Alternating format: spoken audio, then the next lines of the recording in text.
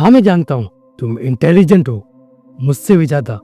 तुम्हारे इंटेलिजेंट होने का कुछ फ़ायदा नहीं।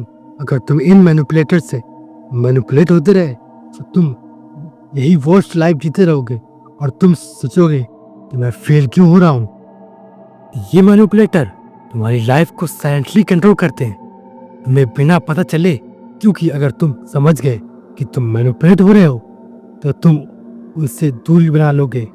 बस ये वो कभी नहीं चाहते हैं। तो आज जो बंदा स्टे होके दिखेगा वही अपनी लाइफ में स्टे डोमिनेंट हो पाएगा, वरना एक पॉन बन के पूरी लाइफ को गुजार देगा और उससे लगेगा मैं सक्सेसफुल नहीं हो पाया। एक बात और, तुम्हारा दिमाग उसी के साथ काम कर रहा है, तभी तुम समझ नहीं पा रहे हो। वीडियो मिड में ये तुम्हारा दिमाग एक तलब होगी जैसे एक घंटेड़ी को होती है। क्विट दैट वीडियो पर एक बात सुन लो, एंड तक देखने के बाद कमेंट में स्टे डोमिनेट लिखना, तभी तुम्हारे दिमाग के अंदर एक सिग्नल जाएगा कि तुम अपनी लाइफ को सीरियस ले रहे हो और वो तुम्हारे रॉन्ग क्रेविंग के से तुम्हारे साथ खड़ा होगा।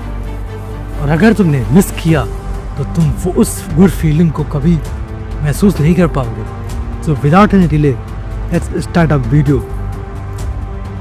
ये एक पहला ऐसा मैनिपुलेटर होता है जो तुम्हें इमोशनली मैनिपुलेट करते हैं। ये एक ऐसा ह्यूमन होता है, तुम्हें पता है मैंने ह्यूमन क्यों कहा, क्योंकि ये मैन हो सकता है और वुमेन भी। तो मेरी बात ध्यान से सुनना, वो लोग जो वुमेन से ज़्यादा ही लगाव करते हैं, उनके डीपी को लाइक करते हैं या फिर नाइस सेंड करते हैं, ये वो मैनिपुलेटर होते हैं जो बेचारे बनकर अपना काम करवाते हैं। हो सकता है ये लोग अपनी कमजोरी दिखाकर तुमसे हेल्प के बहाने वॉर में फंसा दें। ये लोग कभी तुमसे डायरेक्ट फोर्स नहीं करते, ये तुम्हारे इमोशन के साथ खेलते हैं और तुम फील करते हो मैं अच्छा काम कर रहा हूँ, क्योंकि तुम्हारे दिमाग में भर दिया गया है कि helping others is good thing but sometime it may be bad. अपने मोरल एथिक्स को साइड करके इन लोगों को पहचानो। शायद ये तुम्हारे ग्रुप में भी हो सकते हैं। अगर तुम्हें ग्रुप में ये लोग हों तो तुम बिल्कुल सावधान हो जाना। मैं तो बस इतना चाहता हूँ कि कोई मुझे समझे। ये उसका फर्स्ट मूव है, इमोशनल चाल। जैसे चेस में एक पॉन सेक्रीफाइस किया जाता है ताकि दूसरा प्लेयर गलती करे, वैसे ही वो अपना दर्द सेक्रीफाइस करता है ताकि तुम एम्पैथी से रिएक्ट करो। तुम्हारा दिमाग कहता है मैंने इग्नोर कर गया तो शायद मैं भी उस लोगों में बन जाऊंगा जिन्होंने इससे दर्द दिया है। तुम हेल्प करने का डिसीजन लेते हो, नफरत से नहीं, मजबूरी से भी नहीं, गिल्ट और एम्पैथी से।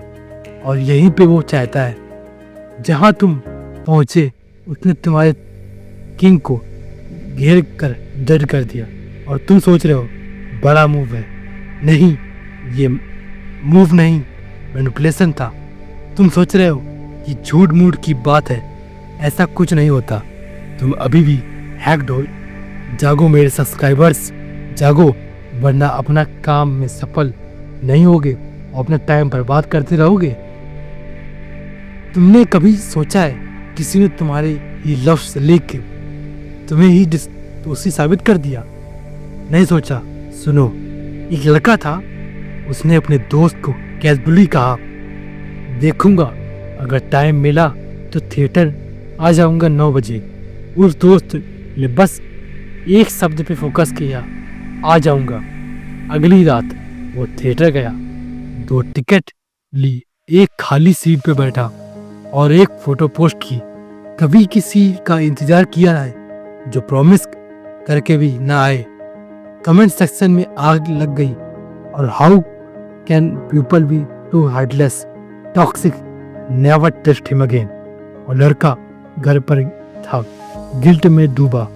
मैं ऐसा कब कहा? पर ये बात तुम समझो, ये दर्द नहीं है, ये मैनिपुलेशन स्ट्रेटजी है। उसने तुम्हारे मे बी को प्रॉमिस बना लिया और तुम्हें ही दोषी बना दिया। एक दूसरा है वर्ड स्मिथ वो होते हैं जो तुम्हारे लफ्ज़ों का डीएनए बदल देते हैं।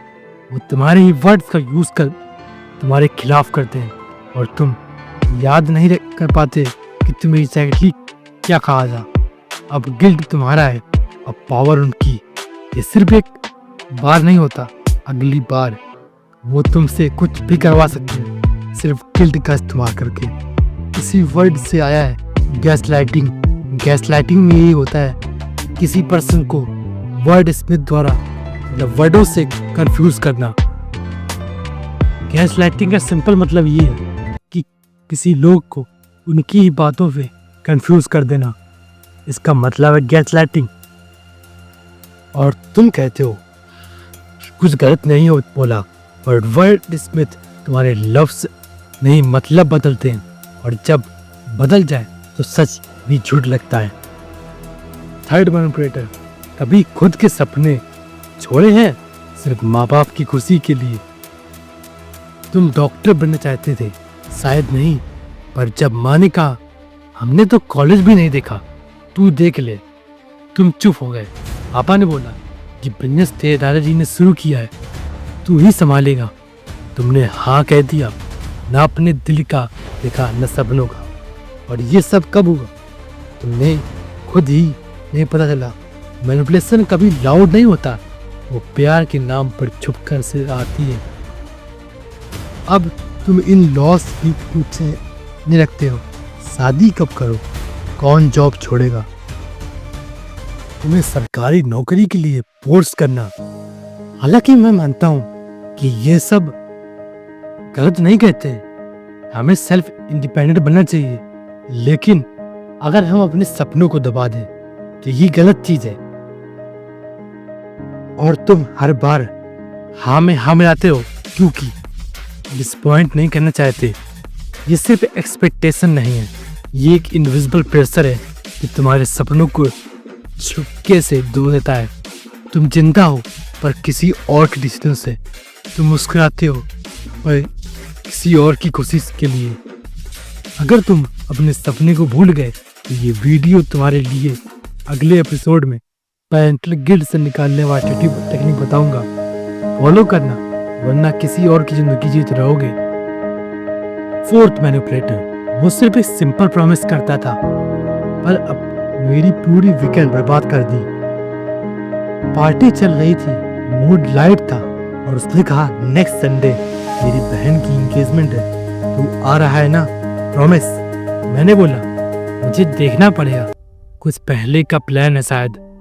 उसने देखा सीधा आंखों में, वैसे भी तू कभी टाइम ही निकालता ही नहीं। और बस गिल्ट में आके मैंने हाँ कह दिया। उस वक्त समझ नहीं आया, पर मैंने खुद को एक इवेंट के लिए प्रॉमिस कर दिया जिसमें मेरा मन ही नहीं था। क्या हुआ फिर? उस दिन मेरी खुद की लाइफ ट्रिप थी जिसमें मैं सबको डिसअपॉइंट कर दिया, और जो इवेंट अटेंड किया मैं खुद पूरा टाइम awkward था, फेक स्माइल में। ये होता है रश्ड प्रॉमिस। वो तुम्हारे माइंड को नहीं, तुम्हारे मूवमेंट को टारगेट करते हैं।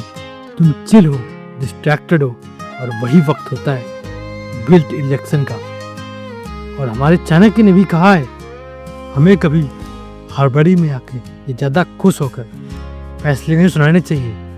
एक बार तुम गौर समझना, जो भी मैनिपुलेटर होते हैं वो अपनी से जल्दी जल्दी डिसीजन निकलवाएंगे और तुम्हें हड़बड़ा देंगे। समझ नहीं पाओगे कि मुझे क्या करना है। इसका सॉल्यूशन बिल्कुल सिंपल है, तुम कहो तो मैं सोच के बताऊंगा, तो खुद भी रिएक्शन करो। Ignore them and decision low that you want. अगली बार कोई भी कुछ मांगे तुरंत हाँ मत कहना। Think first, promise later, save yourself. Follow करो अगर तुम भी गिल्ट के चक्कर में फंसे हो। तुम्हें लगता है तुमने खुद प्रॉमिस किया था, पर असल में तुमसे प्रॉमिस करवाया गया था। और ये फर्क तुम तभी समझ पाते हो जब तुम्हें वक्त नहीं मिलता है सोचने का। ये होता है मैनिपुलेशन का साइलेंट वेपन, टाइम का प्रेशर, गिल्ट का इंजेक्शन। तुम हाँ बोलते हो सिर्फ एक पल के पीस के लिए, उस हाँ का लोड तुम बहुत दिन तक उठाते हो। अगली बार जब कोई तुमसे तुरंत जवाब चाहे, रुको, सोचो और तब तक कुछ मत कहो जब तक तुम खुद श्योर ना हो। अगर तुमने कभी भी ऐसे मैनिपुलेटर प्रॉमिस दिए हैं तो ये सीरीज तुम्हारे लिए। और अगर तुम चाहते हो कि तुम फ्यूचर में भी गिल्ट के ट्रैप में ना फंसो तो फॉलो करना, वरना आप भूलते रहोगे और मैनिपुलेट होते रहोगे। नेक्स्ट पार्ट में रिवर्स टेक्निक दूंगा जिससे तुम हर बार गिल्ट ट्रैप को तोड़ सकते हो। तब तक के लिए स्टे डोमिनेंट।